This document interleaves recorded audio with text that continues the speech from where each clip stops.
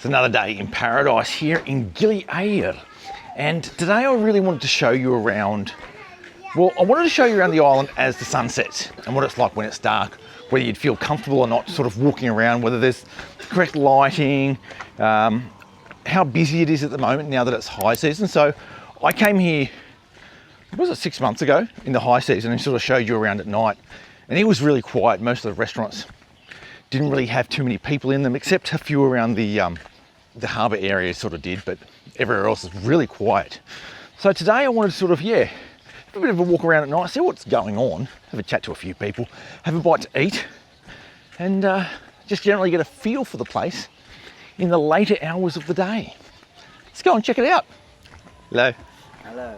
This is pretty typical of the laneways here on Gili Air. These small little laneways between houses and accommodation options, a few restaurants sort of dotted all around the island. It's like this. It's like a maze or a rabbit warren of little alleyways that you can go and get lost exploring. But getting lost doesn't really mean you're never going to find your way back because it's such a small island. It's just a really great way to sort of spend your time here, is just walking down all the back alleyways. This is the main loop section of, or sort of like the loop road of the island. Yeah. This is the general story.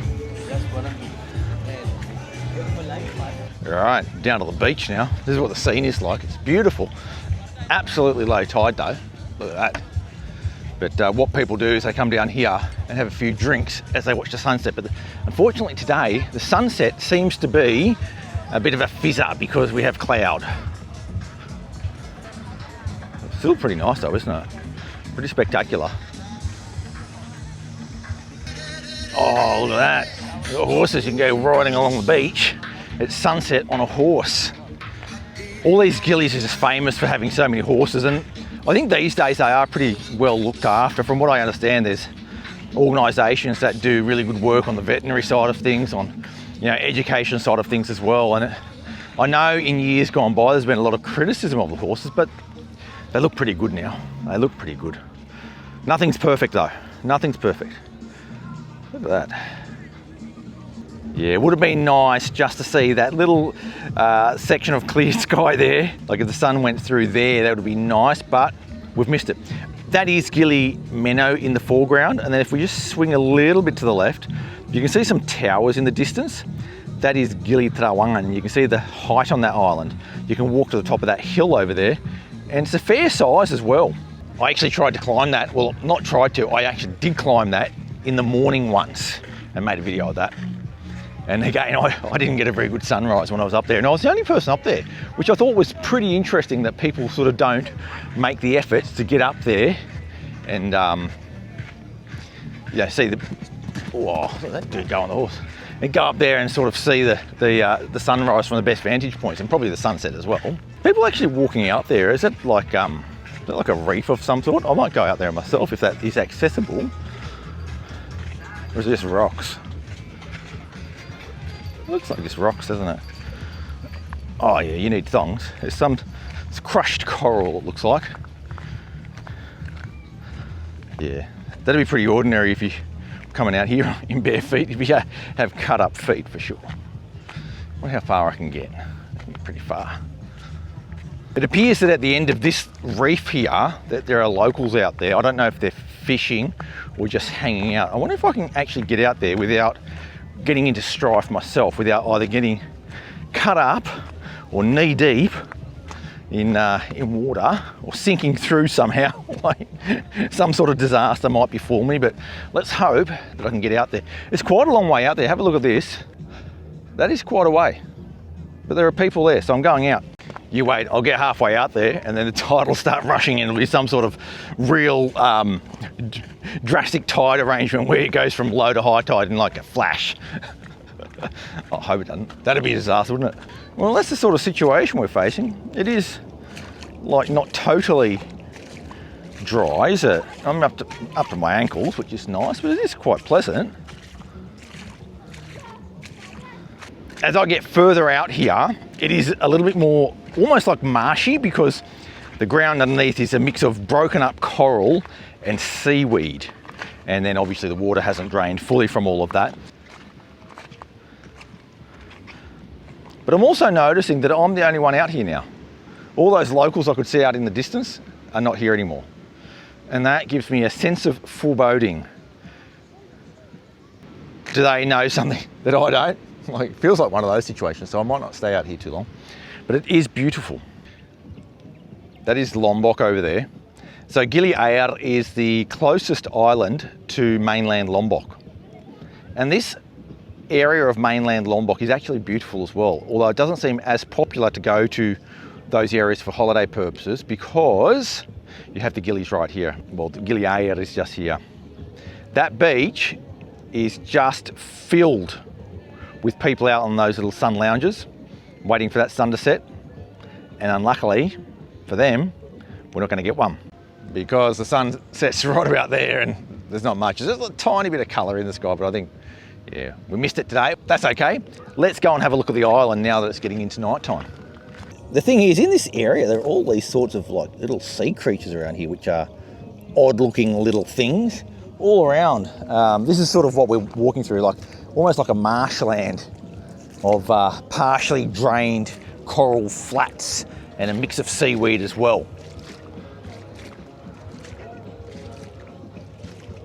It actually feels a little bit more flooded in here than just 10 minutes ago when I came out. So I've got a suspicion that tide might be coming in over there somehow through some sort of opening and just slowly coming in. Because I didn't really come through this sort of situation before. Well, that's an interesting, that's probably why the locals were going back. They knew the tide was coming in. Cari apa? Cari udang. Udang, ada? Udang, itu dia. Tapi nggak mau keluar. Ah, ada di sini ya? Ya. Dalam lubang. Oh ya. Ada yang kayak giniannya. Tapi harus pakai capitan kan? Oh, biasanya kalau pakai japitan. Ya. Yeah. Oh, prawns in here. Wow, that's cool. What's it down there? There's something down there as well. Or is it just the tide flowing through here? Oh, there's another one in there. You see that hole there? Down in there. It's like either a crab. He called it a prawn. Don't know if you can see that. But in there is definitely a creature of some sort. Look at it. Right in there. The master fisherman. I don't reckon you get much dinner coming out of this. Oh, there's a big hole down here too.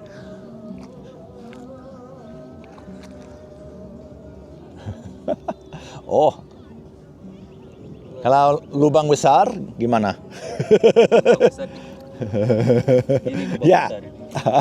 Tapi di sana, di dalam. Dalam ya. Some big holes in there. I just said stick your finger in that one. You can take it off, I reckon. So in the tropics, the sun goes down really quickly. And you can see now, like it's pretty dark. Well, probably doesn't look so dark on the camera, but it is dark. It is dark. I mean, I'll show you ahead. Pitch black up there, but we do have a little bit of lighting, which makes it walkable in this particular area. But the whole island isn't necessarily like this. There are really some dark patches. I'm coming into one now, and it's sort of handy to have your own little torch or flashlight. So a phone is fine, or a little headlamp is a little bit better, but yeah, you can see you get a bit dark now.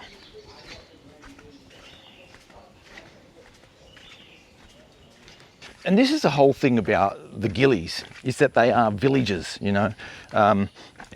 It's not really very well developed. And that's sort of the reason that you come here, this sort of rural feel with a lot of good services is why you come here. And, you know, if it's pouring with rain on a dark and stormy night, this could be pretty unpleasant out here, you know.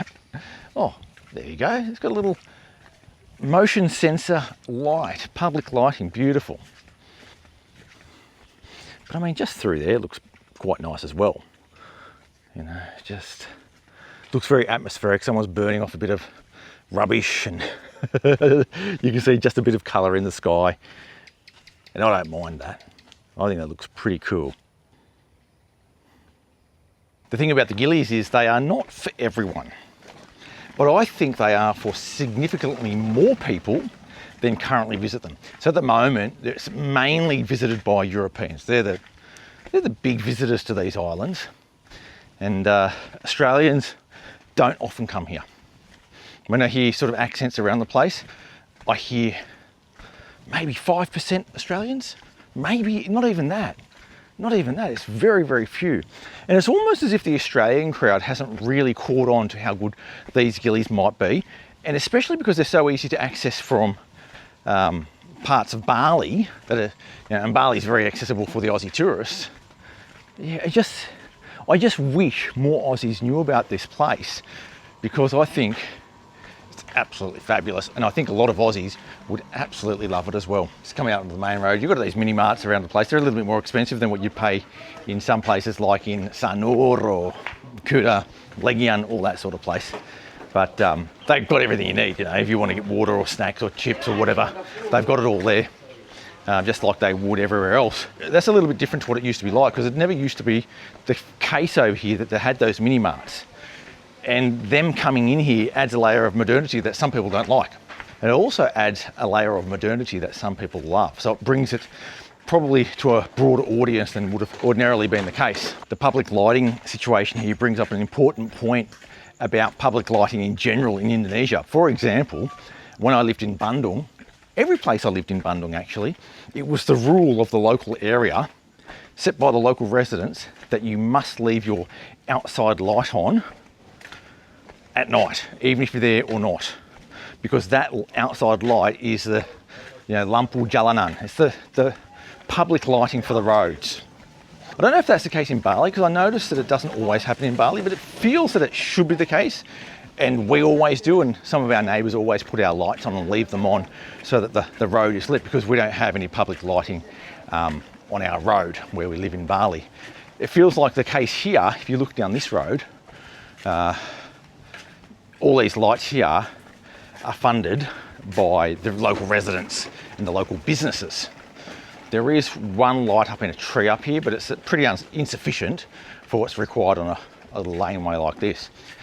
But what it goes to show is that if you're sort of staying in an area with a few different guest houses around, or you're going from your guest house to the built up areas of Gili Air, you're going to have pretty good lighting along the streets.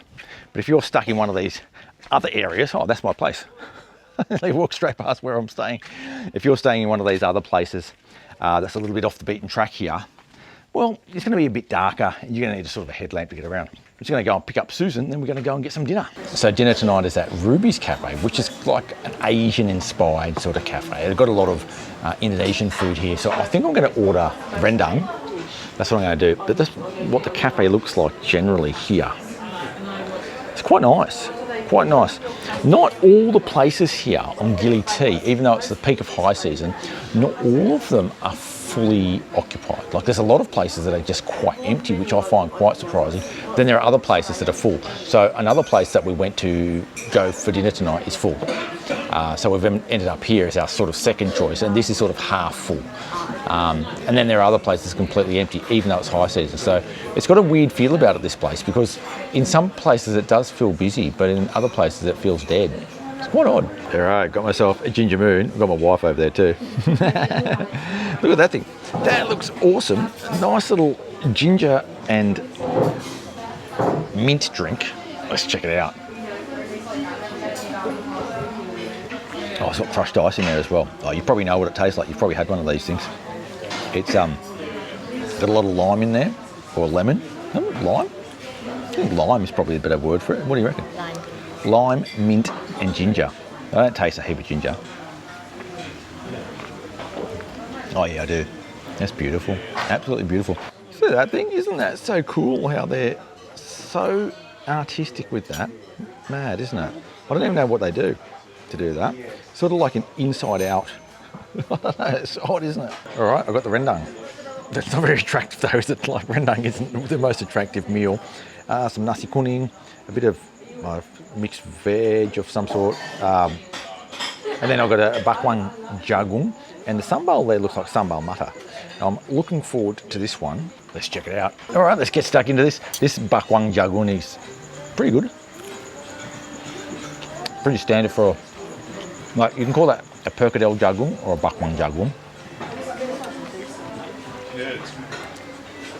That meat in the rendang is falling apart, so That is a really good sign.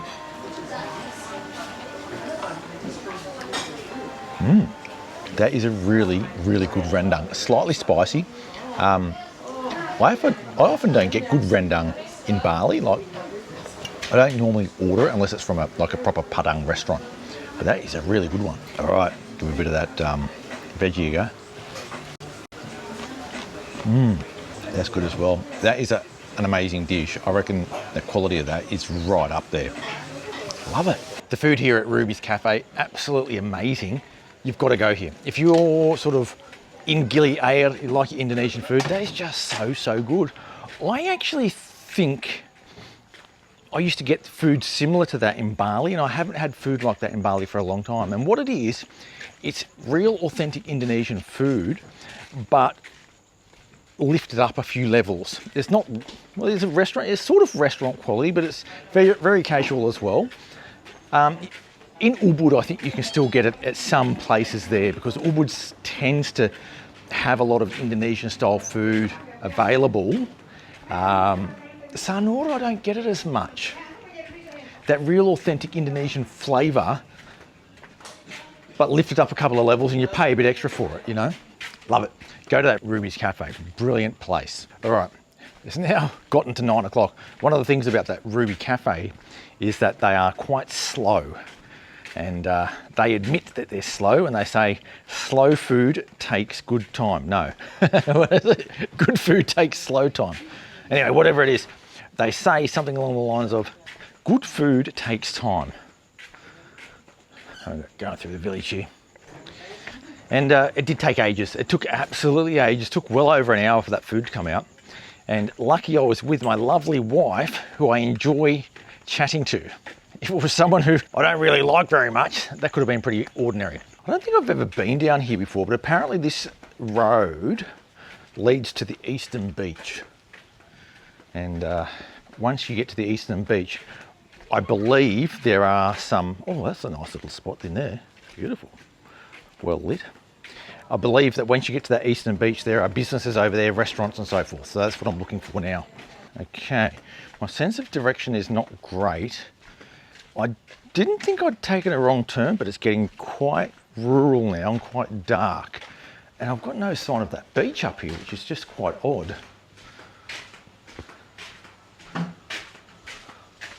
If you're a person that gets scared of the dark, the Gilis are not the place for you, that's for sure. Because this place, in parts, is really dark. And yeah, I mean, there's no safety concerns, I believe, from what I understand. And I just passed the family that come and pass there, and then I can see some lights up ahead, so that looks promising. Oh, someone's got their high beam on some sort of electric bike coming up. All right, look at this, beautiful. Oh, there's something well lit here. Wonder what this place is. Oh, I can see a lot of people too. Very vibrant. Come out of that little alleyway. Look at that. Oh, that looks nice, doesn't it? See if I can have a look around here. That looks brilliant, that place. Pagoto. They do like ice cream and things. There's another place next door. Beautiful. Very busy. Very busy.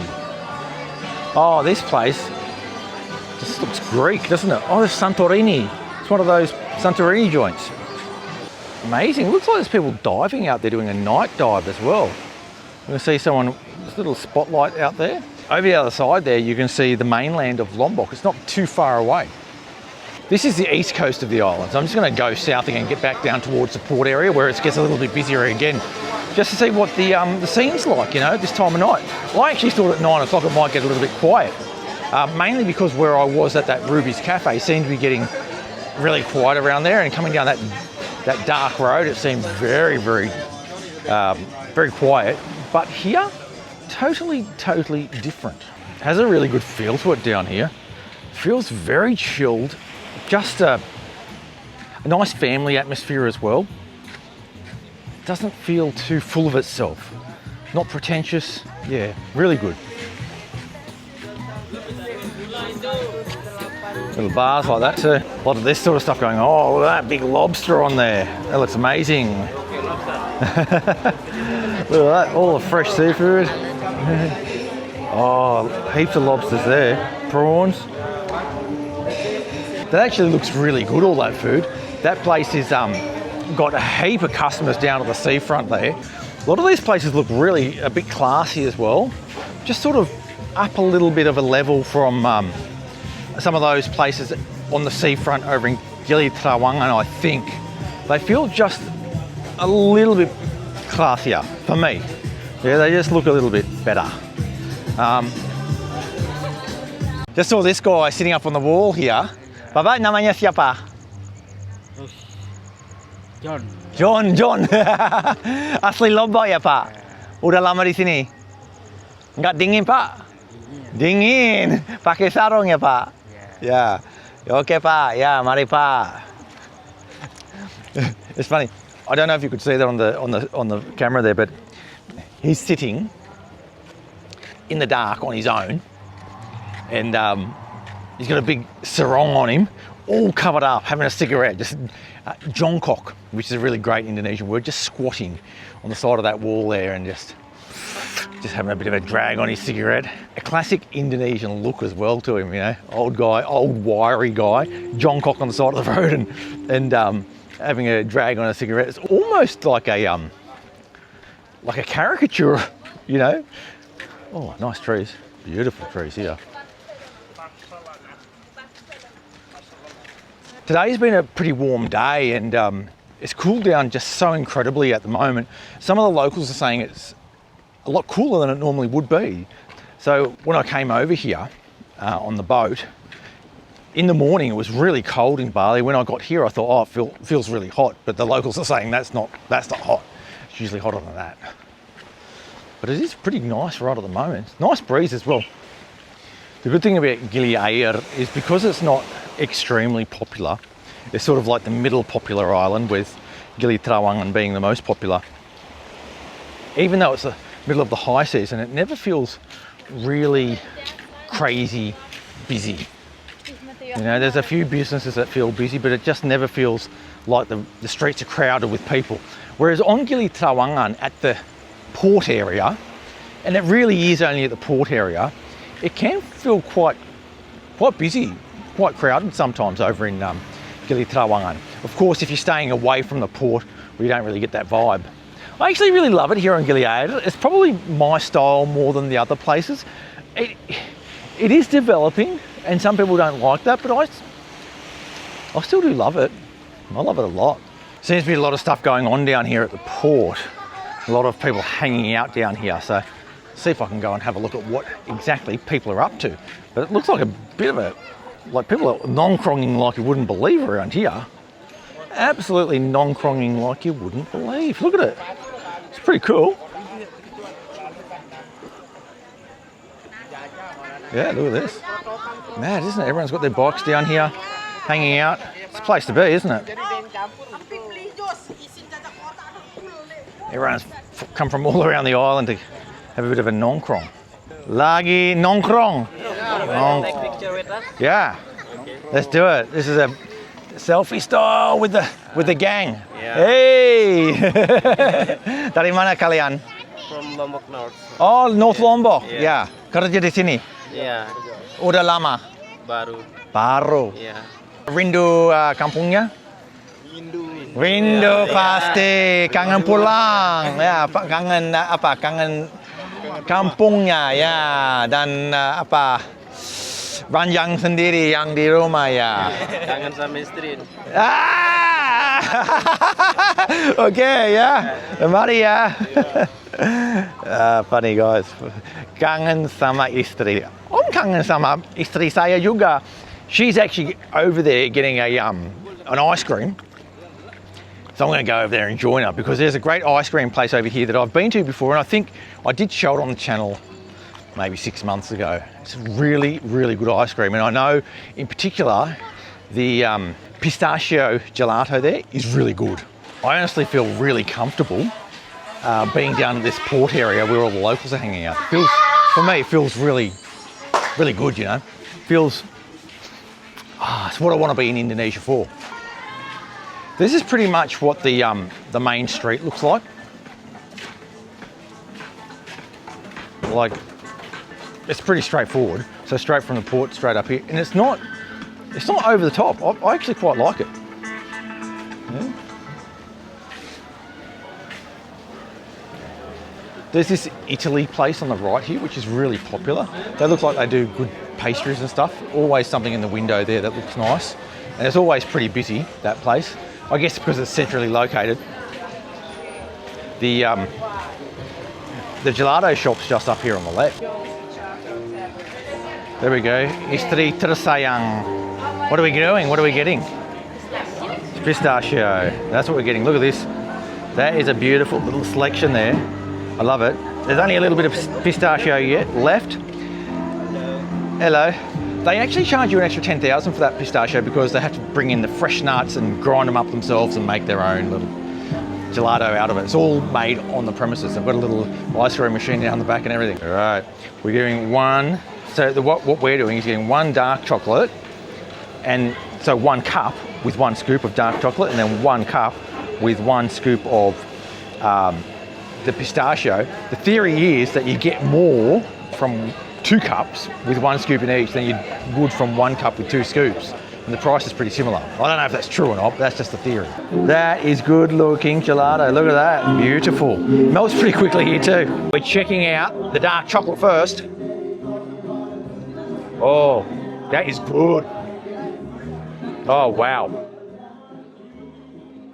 Oh, that's like a 70%er. Look at that. All right, let's get into the pistachio, which I already know is good. Love this.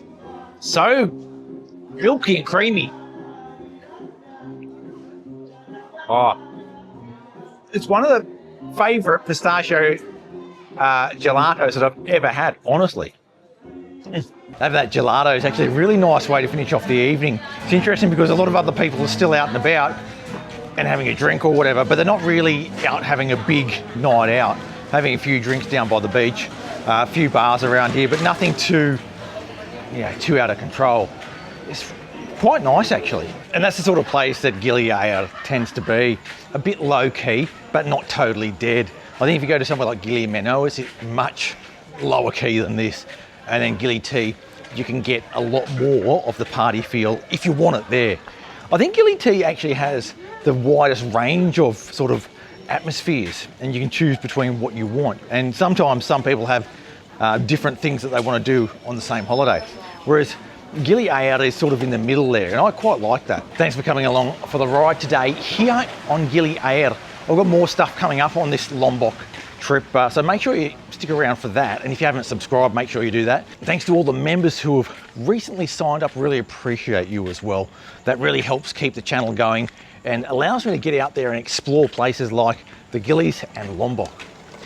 Thanks for watching. Make sure you hit that subscribe button to keep up to date with all things Sonora and the rest of Indonesia. I'll catch you next time, and sampai jumpa.